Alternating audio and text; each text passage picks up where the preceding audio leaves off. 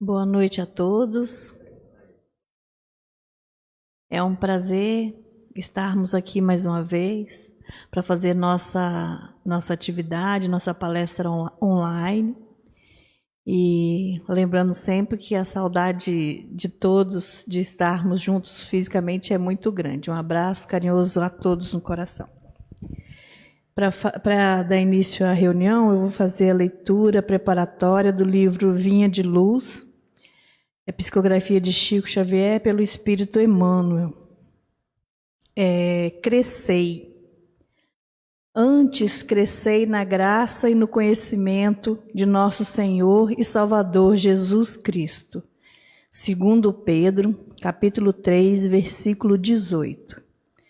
A situação de destaque preocupa constantemente a ideia do homem. O próprio mendigo, esfarrapado e faminto, muita vez permanece orgulhoso na expectativa de realce no céu.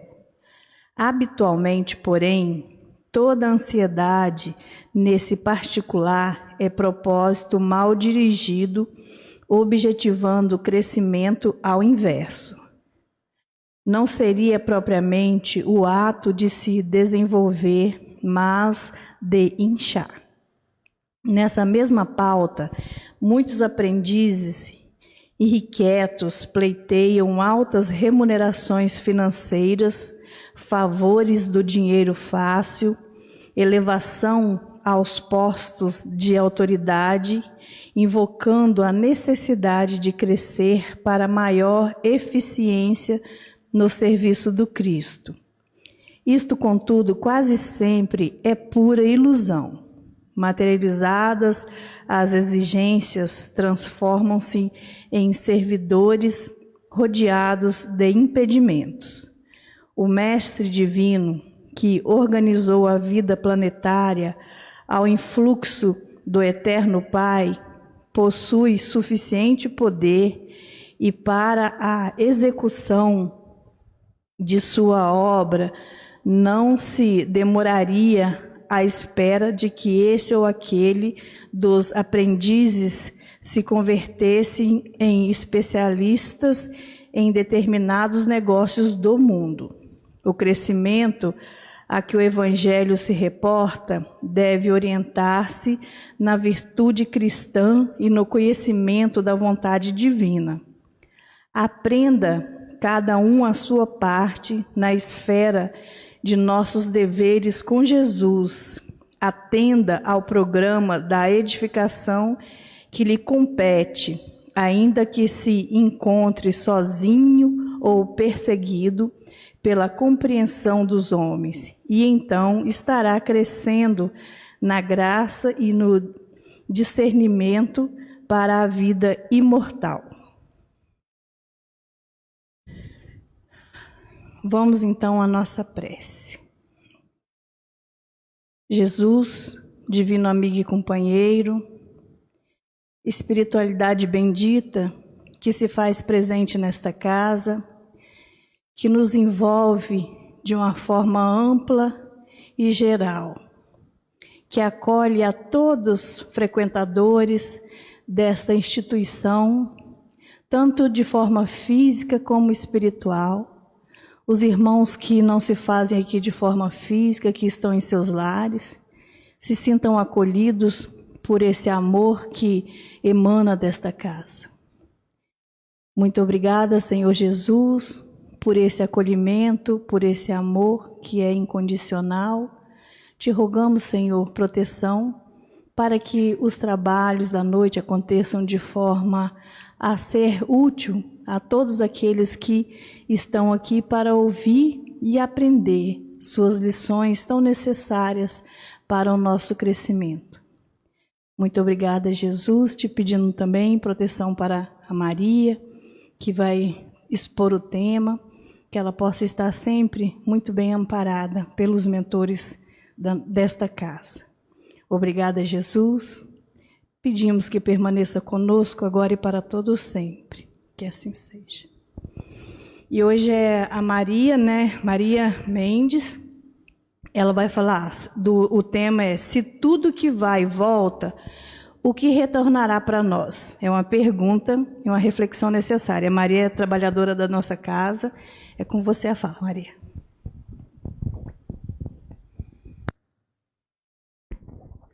Boa noite a todos. Espero que estejam todos bem.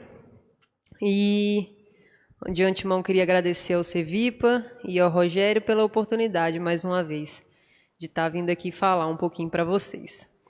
Como a tia Márcia havia dito, hoje eu trouxe o tema, né, que é uma pergunta: se tudo que vai e volta, o que retornará para mim? Então vamos lá.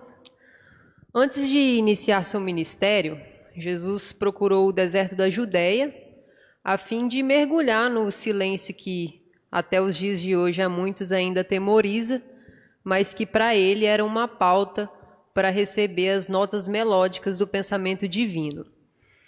E Jesus buscou também esse deserto para que, adaptado ao silêncio das pedras, ele pudesse aprender a suportar o vozerio da ignorância humana, que era vestida de uma vaidade cultural.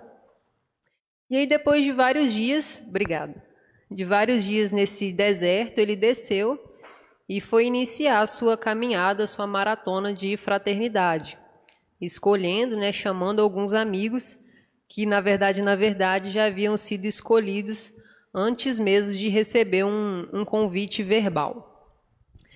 E um desses escolhidos, desses amigos aí de Jesus, foi o Mateus Levi. Mateus Levi, ele era filho de Alfeu e era um pouquinho odiado ali naquela região porque ele cobrava impostos. E aí, num dia qualquer, Mateus Levi estava ali vivendo sua vida, ele começou a reparar que Jesus e seus amigos se aproximavam perto ali de uma multidão, de algumas pessoas. E aí, quando ele ficou olhando para Jesus, ele ficou meio coisado, assim, falou assim: gente, o que está acontecendo? Ele ficou ali bastante comovido, ficou assim incomodado, mas era um incômodo bom, ele nunca havia sentido isso antes. E quando os olhos de Mateus Levi encontraram os olhos de Jesus, ele sentiu ali naquele mesmo instante um forte impacto. E como ele era escrevente da coletoria, ele passou a seguir Jesus, anotando ali todos os seus feitos, todos os seus ditos, a sua beleza. Só que ele mantinha uma regular distância, uma prudente distância aí do Messias, que a todo instante dizia sempre palavras de conforto para o seu coração, que era bem entristecido. No outro dia, Levi vai trabalhar, um dia normal, ele vai lá para o seu trabalho, e aí Jesus bate na porta do trabalho de Levi. Chega lá e fala com ele: ó, Levi, vão embora comigo. Jesus chegou e falou com ele: Levi, filho de Alfeu, segue-me. E no momento em que Levi escutou aquele chamado do Cristo, ele entendeu que aquilo era mais do que um chamado. As palavras doces do Cristo soaram para ele como uma ordem. Era doce, porém eram palavras bem firmes. Ele sentiu uma firmeza ali vindo do carpinteiro. E ele não pensou duas vezes e foi seguir Jesus. Depois de alguns dias, ali ao lado do Cristo, com todos os seus amigos, o cobrador de impostos estava assim, praticamente renascido. Ele estava vivendo um momento da sua vida com sentimentos que ele nunca tinha entrado em contato. E ele estava praticamente assim, quase feliz, principalmente porque ele não tinha que se sentar ao telônio, que era o lugar onde se cobrava os impostos. E aí, como ele estava assim, praticamente quase feliz, ele queria, de certa forma, retribuir essa felicidade a Jesus. E aí ele convida Jesus e, consequentemente, todos os seus amigos a um banquete na sua casa. E assim eles fizeram. Foram lá, apreciaram do banquete que Mateus Levi ofereceu, se divertiram bastante e estavam assim, se preparando para ir embora. E aí, quando Jesus levantou com seus amigos para ir embora, eles começaram a perceber que alguns não convidados da vizinhança estavam olhando muito para dentro lá da casa de Mateus Levi. Dentre essas pessoas se destacavam alguns fariseus que estavam ali com o cotovelo doendo, estavam bastante invejosos, enciumados daquela situação, e pela postura que eles tinham, né, eram bastante ali orgulhosos, bastante amargos. Eles tentaram achar alguma forma para tentar humilhar Mateus Levi, porque para eles estavam assim, né? Estavam saindo por baixo, eles não queriam isso, eles tinham sempre que sair por cima das situações. E aí então eles se referiram a Mateus Levi.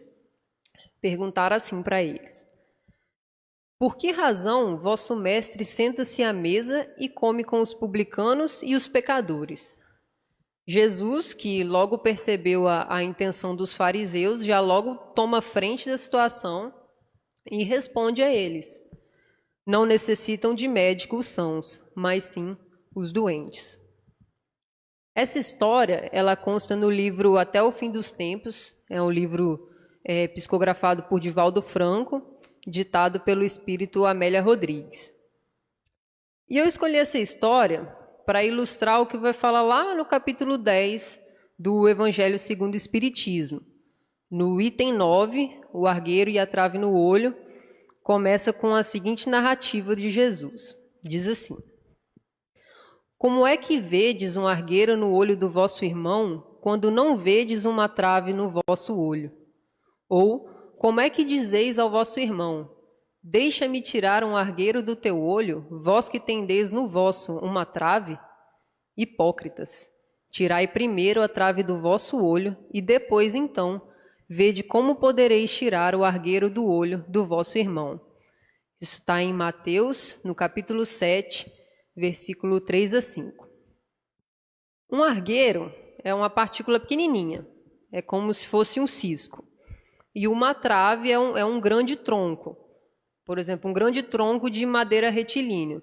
Numa construção, pode ser tido como uma viga.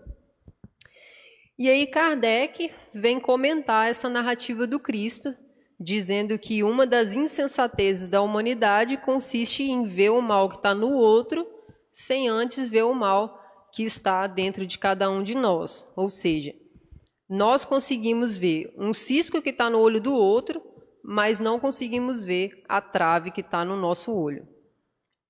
E isso acontece porque o nosso orgulho ele é tão grande, ele é tamanho, que acaba nos dissimulando, onde nós não conseguimos enxergar os nossos próprios defeitos. E foi justamente isso que acabou acontecendo lá na casa de Mateus Levi. A presunção egocêntrica dos fariseus, vendo Jesus na casa de Levi, fez com que eles pensassem que eles estavam isentos de pecados, tanto que eles se referiram aos discípulos de Jesus como publicanos, como pecadores. Eles pensavam que eles estavam isentos de pecados somente porque eles possuíam uma postura mais formal ou porque eles eram ali conservadores de superadas e vazias tradições. Só que os fariseus, eles se surpreenderam porque Jesus tomou frente da situação e Jesus os conhecia interiormente. Então, a resposta de Jesus surpreendeu os fariseus porque eles se sentiram desmascarados.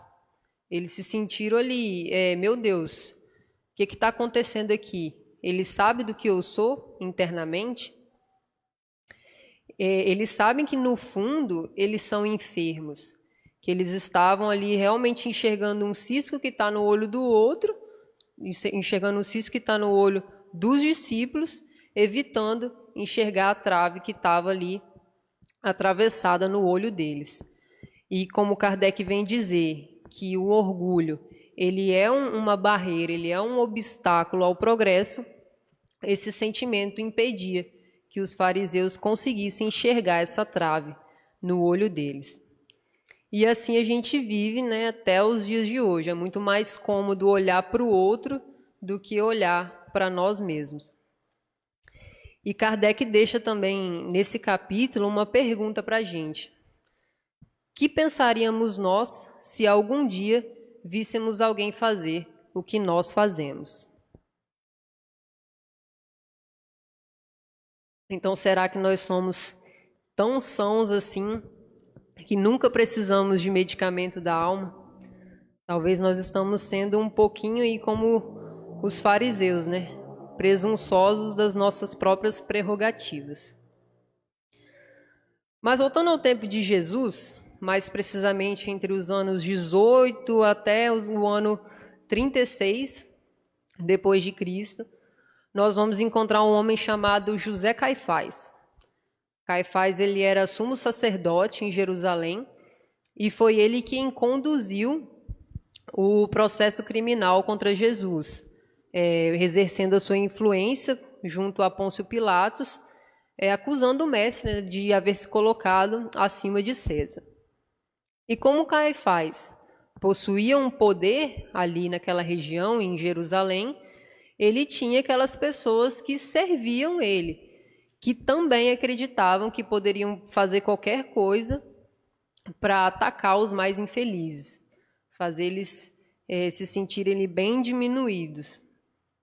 E aí, dentro desse grupo, dessas pessoas que servia Caifás, nós vamos encontrar um jovem que se chamava Malco.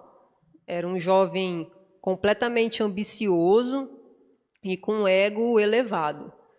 E o Malco, ele fazia de tudo para se infiltrar em situações embaraçosas somente para impressionar o seu chefe ali, né? Impressionar o Caifás. E o Caifás e todos aqueles que seguiam ele não ocultava o despeito, né, impiedade sobre o poder de Jesus. Eles estavam ali completamente infelizes que Jesus estava ali na região.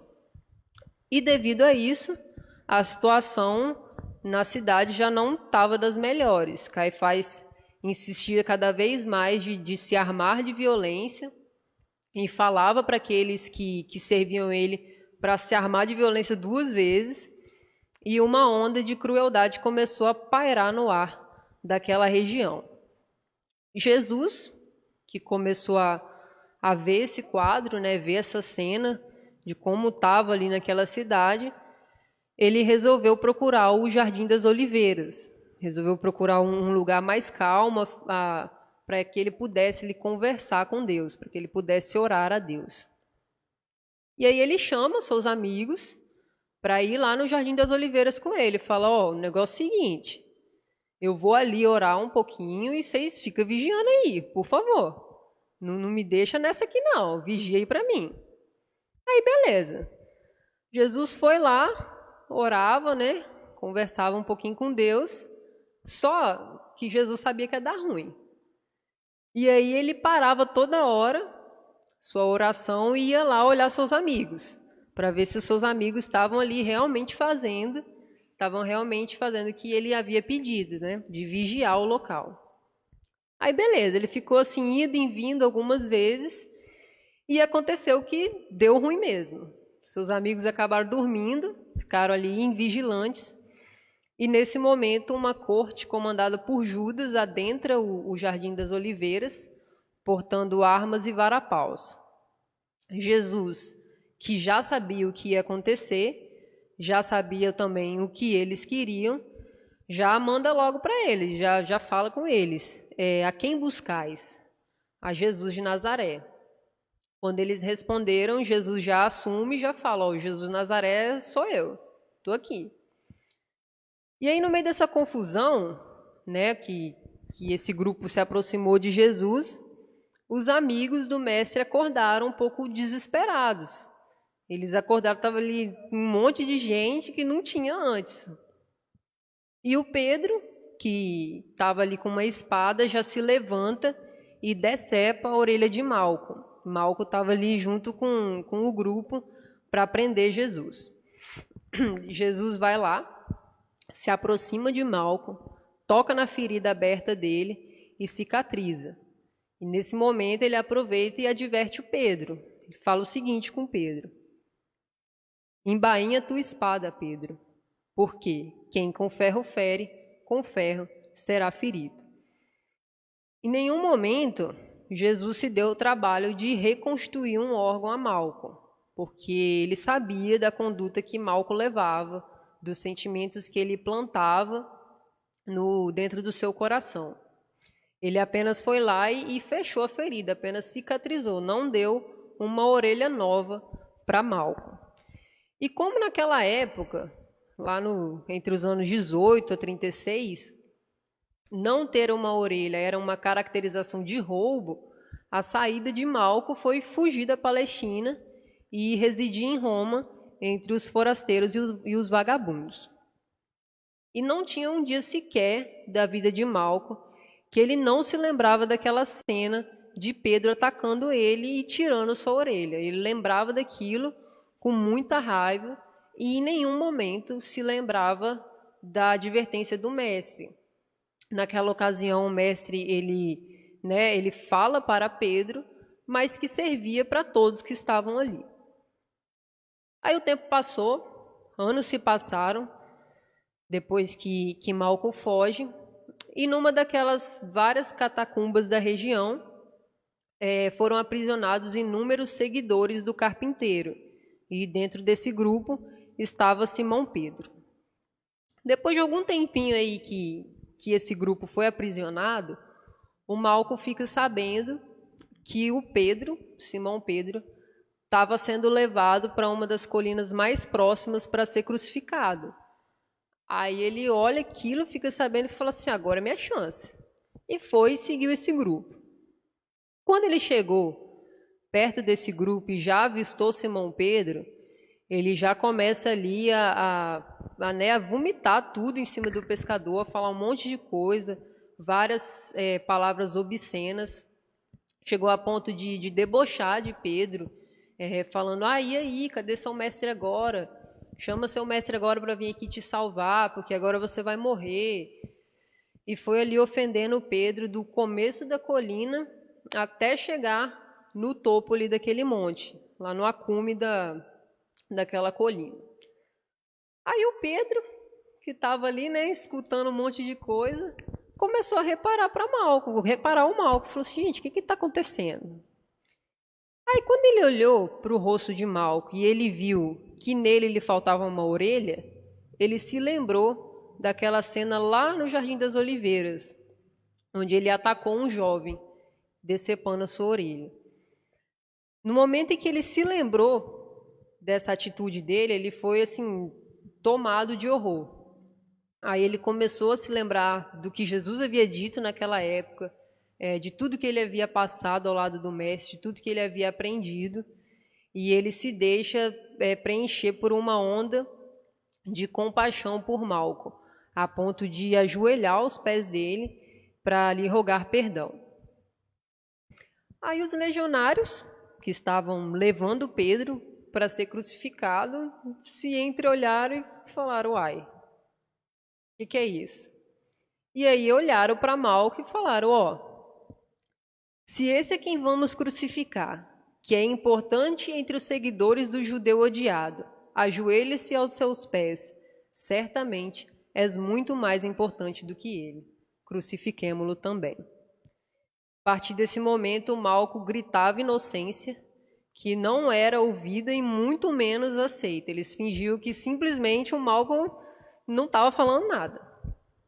E aí montaram uma nova cruz, na qual, ao lado de Pedro, em desespero incomum, Malco ali bem desesperado e blasfemando, ele acaba morrendo também. Com quem ferro fere, com ferro será ferido. E aí, prosseguindo, no capítulo 10 do Evangelho, o item 11 inicia-se com semelhante narrativa do Cristo. Diz assim, não julgueis a fim de não serdes julgados, porquanto sereis julgados conforme houverdes julgado os outros. Empregar-se-á convosco a mesma medida de que vos tenhais servido para com os outros. O Pedro, em certo momento, ele estava dominado pela raiva. Vai lá, ataca o Malco com uma espada visível lá no Jardim das Oliveiras.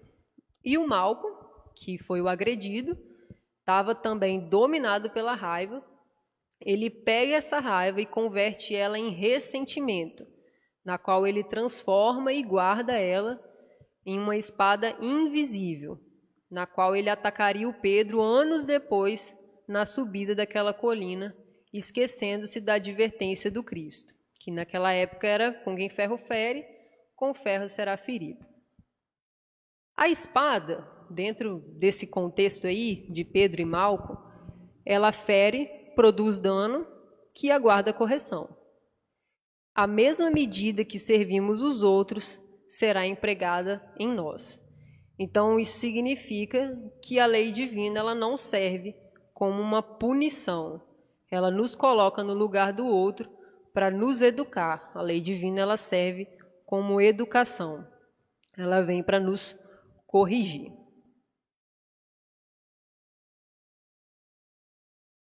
E o Emmanuel, no livro Fonte Viva, vem nos advertir também, com algumas perguntas. Fala assim: que temos de nós próprios para dar?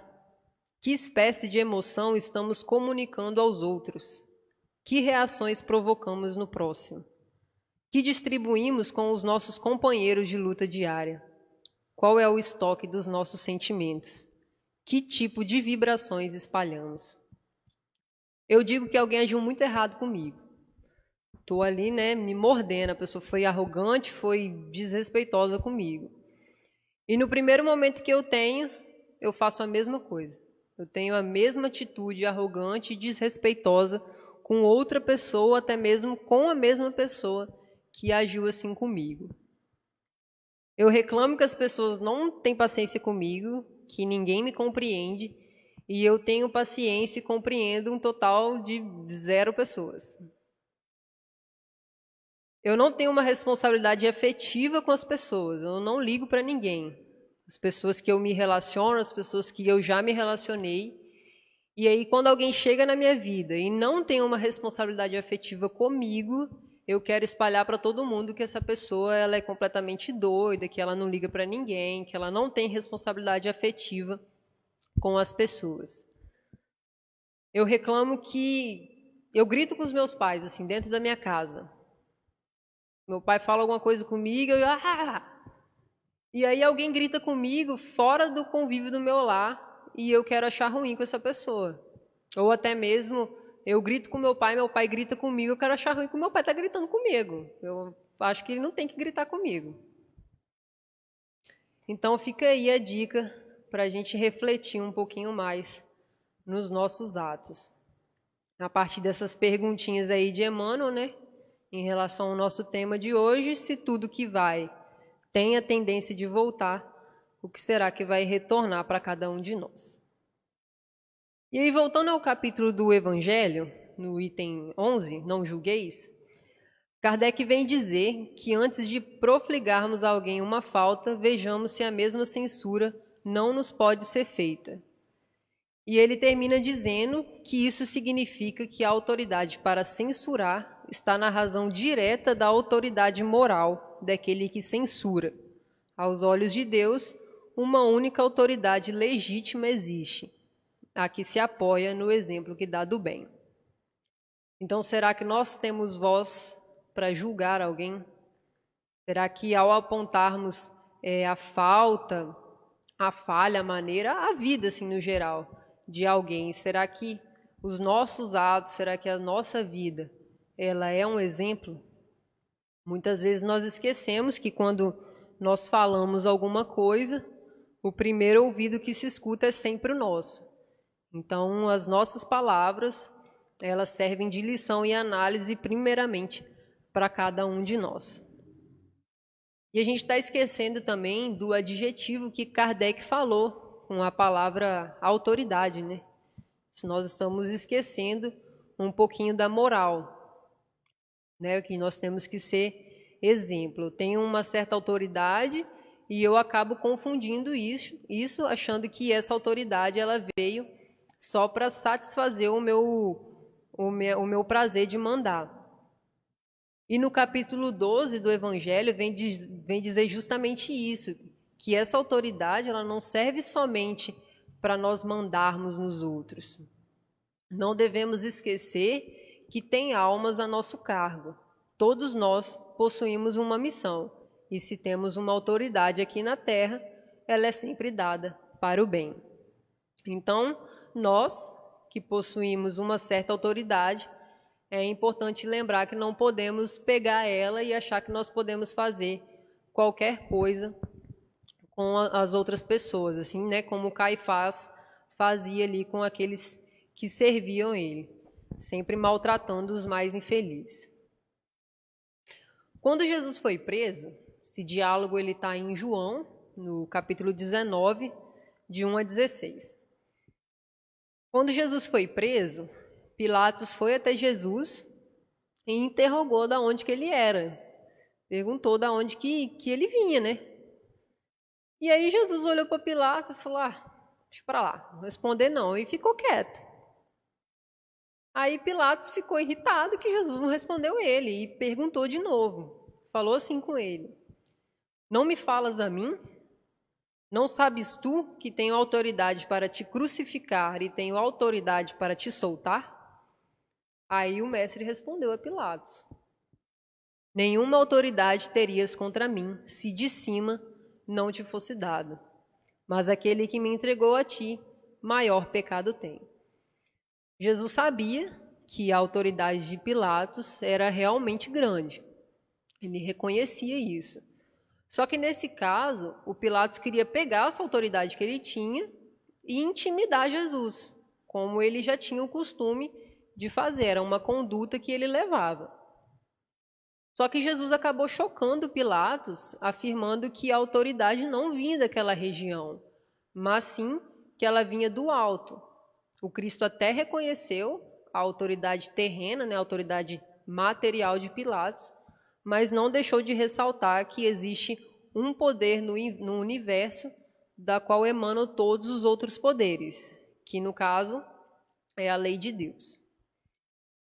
E aí na introdução do Livro dos Espíritos, fala assim, aquele que abusa da força e do poder para oprimir o seu semelhante, transgride a lei de Deus.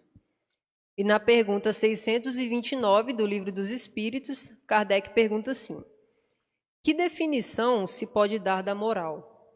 E os espíritos respondem, a moral é a regra de bem proceder, isso é, de distinguir o bem do mal. Funda-se na observância da lei de Deus. O homem procede bem quando tudo faz pelo bem de todos, porque então cumpre a lei de Deus. Eu sou uma pessoa que possui um cargo de autoridade, mas eu estou usando essa autoridade para oprimir e fazer algum mal ao meu semelhante?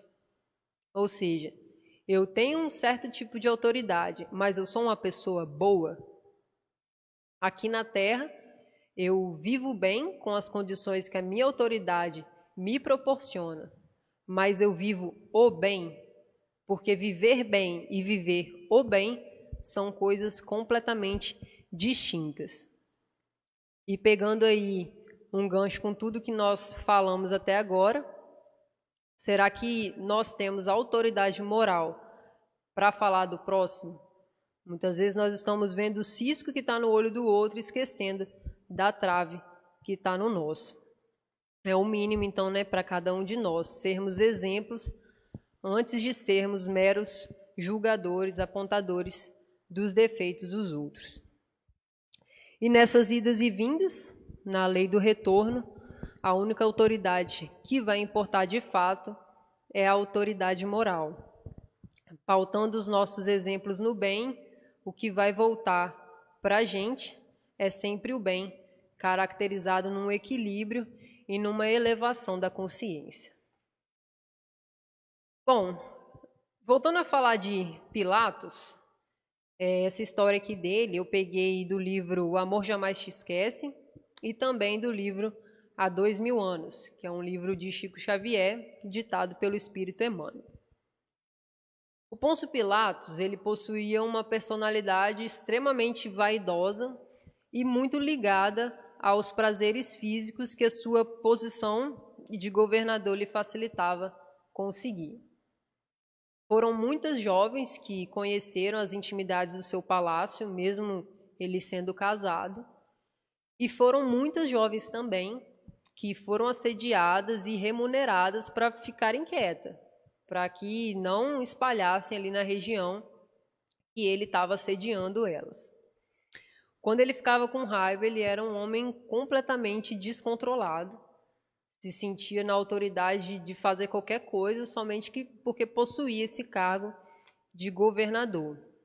E essa autoridade dele, que muitas vezes subia a cabeça, fazia com que ele cometesse qualquer atrocidade.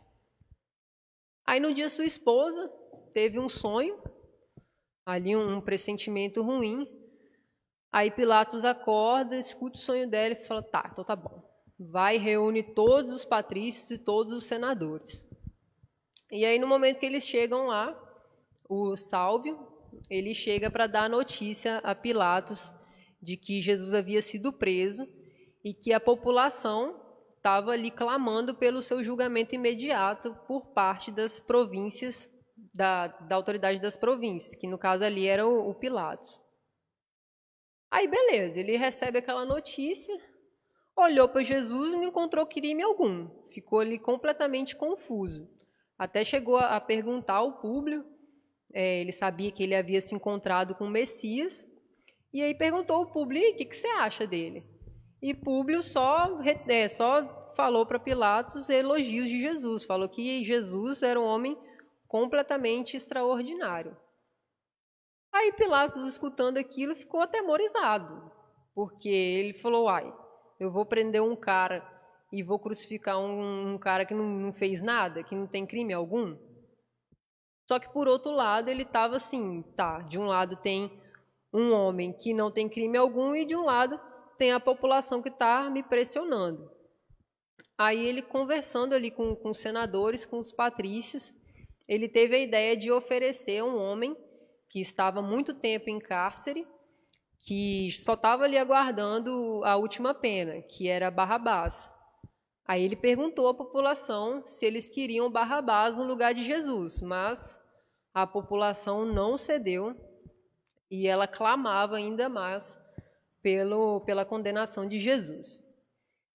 Aí Pilatos foi, olhou para a situação, estava assim contra a vontade do povo infeliz, ele achava assim completamente errado que a população estava escolhendo, mas como romano ele achava que aquela unidade, né, aquela província, significava muito para o império que ele estava construindo. E aí ele precisava manter a sua postura diante do povo e resolve lavar as mãos diante desse delito, entregando Jesus à crucificação para que o povo de Jerusalém ficasse satisfeito. Jesus foi crucificado, o tempo se passou e Pilatos recebe a notícia que o seu mais fiel colaborador, o Sulpício, havia sido assassinado na região de Samaria. Quando Pilatos recebe essa notícia, como ele já tinha, né, esse jeito de quando ele ficava com muita raiva, ele ficava completamente descontrolado, ele chama ali toda, né, a sua tropa e fala, vão para lá, para aquela região de Samaria, e faz com que cada um pague pela morte do meu colaborador. E assim eles obedeceram, foram lá até os habitantes de Samaria e cometeram muitos assassinatos.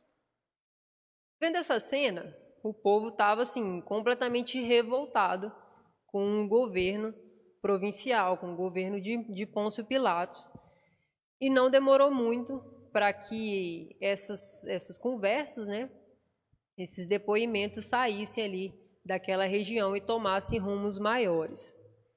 E o Tibério, que logo ficou sabendo de tudo que Pilatos fazia, né, das suas condutas inadequadas, no seu poder, no seu governo, também dos crimes cometidos, incluindo aí a condenação do Cristo, ele resolve, estava determinado ali a acabar com a tradição que Pilatos havia construído, queria acabar com o seu governo. E aí envia uma carta a Pilatos, convidando ele para ir em Roma. Quando Pilatos chegou lá em Roma, como era de costume, né, todo mundo que chegava lá, que era convidado, tinha um condutor. E o condutor de Pilatos foi o Tito. Pega ali Pilatos e vai seguindo com ele. Quando chegou na frente do local onde Tito tinha que deixar Pilatos, ele apenas estende o braço e indicando o rumo que Pilatos havia que seguir, que no caso era a prisão mamertina. Pilatos então foi preso, muito tempo se passou ali, e o Zacarias, que era um seguidor de Jesus, visitava Pilatos lá na sua cela, todos os dias, era segunda a segunda, não tinha um dia que ele não ia lá. E aí Pilatos sempre conversava com Zacarias, sempre abria o coração com ele e falava que a frieza daquelas paredes reservava a dura realidade dos atos que ele havia cometido. E falava também que se arrependia muito de ter lavado as mãos diante do Cristo, que queria ter feito diferente, mas preferiu ali lavar as mãos diante do Cristo. E cada vez que Pilatos ia abrindo seu coração com Zacarias, dizendo de tudo que ele havia feito, ele sentia cada vez mais vergonha, sentia cada vez mais uma culpa, e eram sentimentos que corroíam seu coração, entrava como uma faca ali rasgando tudo. E ele também se julgava um não merecedor de ter Zacarias por perto, o ajudando. Ele dizia a Zacarias que possuía um grande poder sobre a população, uma grande autoridade, mas que, além disso, acima disso, ele carregava no seu interior uma marca da culpa por ter condenado Cristo. E aí ele diz assim: quando fui preso, Zacarias, achava que era injustiça. Fiquei indignado, gastei minha garganta com gritos e pragas. Quando aquele inocente estava sendo levado, ele não abriu a boca para pedir nada, nem para se defender, nem para praguejar contra a sorte, contrário do que fiz. Só não entendo, Zacarias. Qual criatura me permitiu encontrar alguém de coração gentil e atencioso como o seu, para vir aqui e me consolar? Aquele que me enviou até aqui, governador, o ama. Disse Zacarias respondendo a Pilatos. Antes de morrer, Jesus teve uma conversa íntima com Zacarias e pediu para que ele visitasse Pilatos todos os dias em sua cela. Disse ali o que ia acontecer e disse que ele ia precisar muito de um ombro amigo para enfrentar o que a sua consciência estava lhe cobrando. Após 3 anos de cárcere, após 3 anos que Pilatos estava ali preso, ele acabou tomando a decisão que para ele era a única saída, para não sentir esses sentimentos corroendo o seu peito. Para ele era a única ideia que poderia diminuir essa culpa que ele estava carregando da sua vida terrena.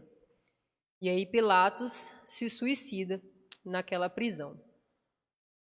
A autoridade material de Pilatos, que ele tanto acreditava ser o bem mais importante da sua vida, não diminuiu em momento algum a dor que ele carregava, não salvou aí esses sentimentos que entravam como faca e rasgavam o seu peito. Todo o império dele foi fraco. Assim disse Jesus numa conversa que ele teve com Públio Lentulus. E esse diálogo entre Jesus e Públio Lentulus nós podemos encontrar também no livro Há 2000 anos, que é de Chico Xavier, ditado pelo Espírito Emmanuel. Num dia, Lívia, a esposa de Públio, ficou ali na cabeça dele, para que Públio pudesse procurar Jesus, para dar um jeito na sua filha, que a cada dia estava mais doente. Ela melhorava um dia e no outro dia piorava 10 vezes. E aí, com muita insistência, Públio acaba cedendo e vai até a Galileia procurar Jesus.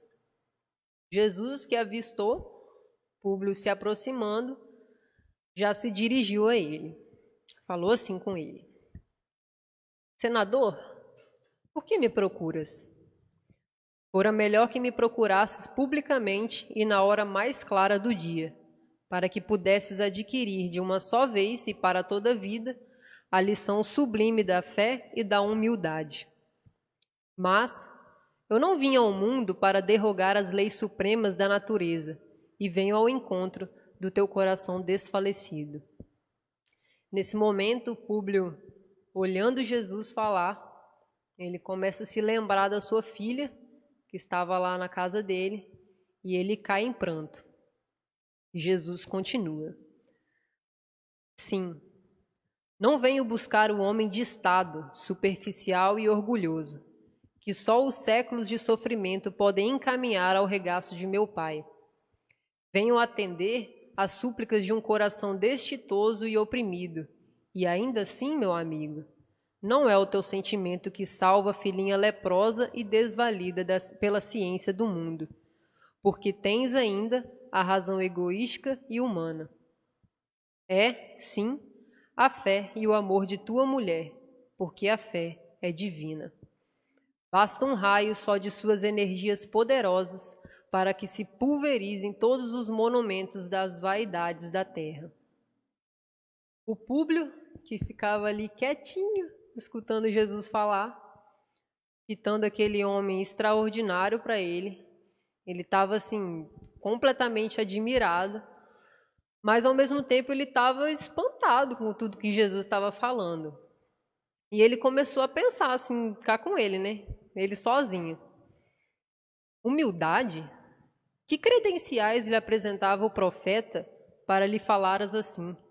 A ele, um senador de império, revestido de todos os poderes diante de um vassalo? E num minuto ele se lembrou da cidade dos Césares, cobertas de triunfos e glórias, cujos monumentos e os poderes ele acreditava que fossem imortais. Jesus, que não era bobo nem nada e sabia o que Públio estava pensando, respondeu a ele: Todos os poderes do seu império são bem fracos e todas as suas riquezas bem miseráveis. As magnificências dos Césares são ilusões efêmeras de um dia, porque todos os sábios, como todos os guerreiros, são chamados no momento oportuno aos tribunais da justiça de meu Pai, que está no céu. Um dia deixarão de existir as suas águias poderosas sobre um punhado de cinzas misérrimas. Suas ciências se transformarão ao sopro dos esforços de outros trabalhadores mais dignos do progresso. Suas leis iníquas serão tragadas no abismo tenebroso destes séculos de impiedade, porque só uma lei existe e sobreviverá aos escombros da inquietação do homem, a lei do amor. Muitos anos se passaram depois desse diálogo entre Públio e Jesus. Era o ano de 79, lá na Pompeia. E aí o vulcão Vesúvio entra em erupção naquela região.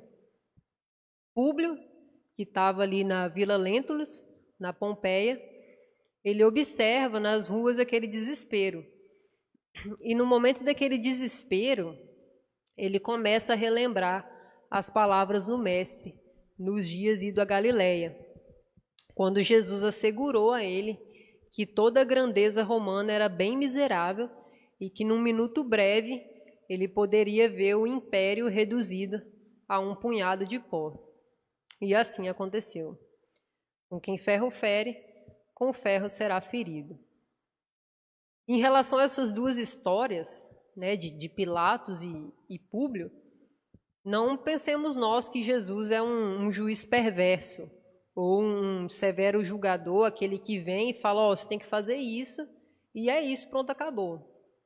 Ele apenas veio despertar a consciência humana para uma realidade imortal, porque no fim de tudo é exatamente isso que vai importar, e não os nossos cargos, não as nossas autoridades. Jesus, ele não fundou qualquer doutrina, só que ele alterou os conteúdos da sociologia, da metafísica, da ética, da filosofia e por aí vai. A vida dele é a vida mais comentada de todas. E, no entanto, é uma história completamente simples, completamente discreta e incomum. É o maior exemplo de autoridade moral de todos os tempos. Então, se os nossos passos e as nossas escolhas não estiverem pautados nos ensinamentos de Jesus, não estiverem ali nas bases legítimas do amor, o que vai restar na hora da partida? O que vai retornar para cada um de nós? E para encerrar, na maioria das vezes nós precisamos ser um pouco como Levi, né? Aquela primeira história que eu contei aqui no início, Mateus Levi. Levar o Cristo para dentro das nossas casas. No momento em que Jesus estava lá dentro da casa dele, né, apreciando todo o seu banquete com todos os seus amigos, Levi saboreava do alimento dos ensinamentos de Jesus. Era o que ele precisava para o seu espírito. Era o pão ali para a sua alma. Precisamos ser também como Pedro, Pilatos e Públio, que tiveram sim os seus momentos, as suas escolhas, a sua vida no geral, de algumas escolhas equivocadas, mas que no fim de tudo eles observaram pela exemplificação do Cristo a fortaleza para o seu espírito. Era o que eles deveriam realmente ter seguido na sua vida terrena, ao invés, no caso assim, de Pilatos e Públio, né, ter depositado todas as suas atitudes, todas as suas escolhas no império material, que acaba sendo absurdamente fraco. Muita luz a cada um de vocês e muito obrigada.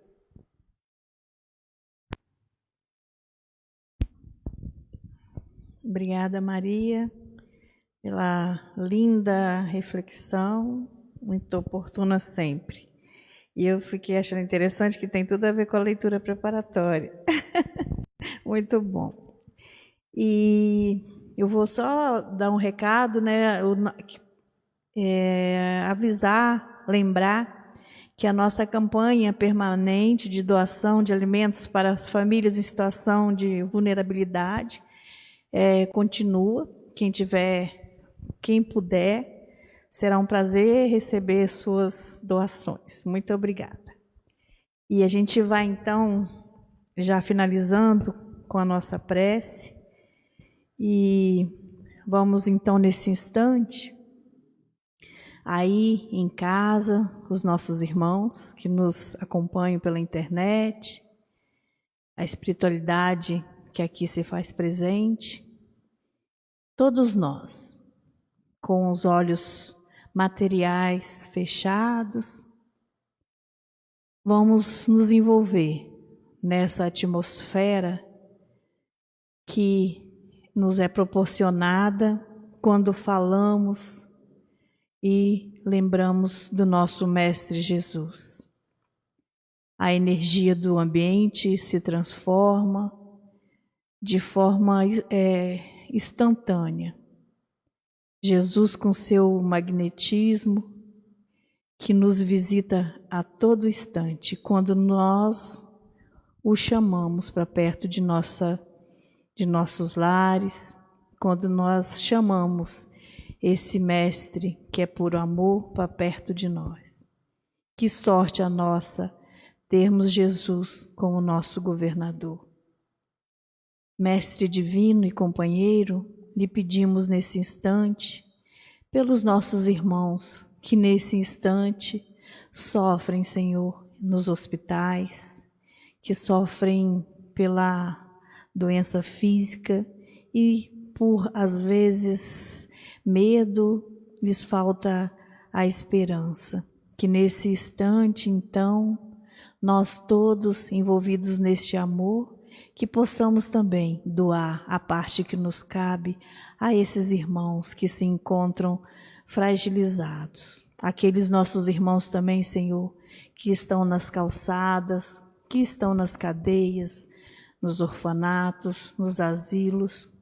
Esses, Senhor, que necessitam nesse instante tanto desse acolhimento, desse amor que podemos proporcionar, pois estamos envolvidos nessa energia que nos faz querer bem ao nosso próximo. Muito obrigada, Senhor, por esse aconchego.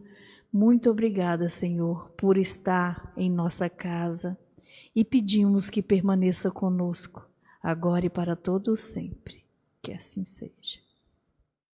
Uma boa noite a todos e até semana que vem. Alguma coisa, Rogério? Então, a nossa campanha, a gente, né, tem a nossa casa... Oi? Ah, sim, a nossa casa faz essa campanha permanente de doação de alimentos para os nossos companheiros que se encontram em situação de vulnerabilidade, que estão com dificuldades, agora mais do que nunca, devido a essa pandemia. Então, quem puder, né, por favor, nos ajude a ajudar. Muito obrigada, gente. Uma boa noite a todos.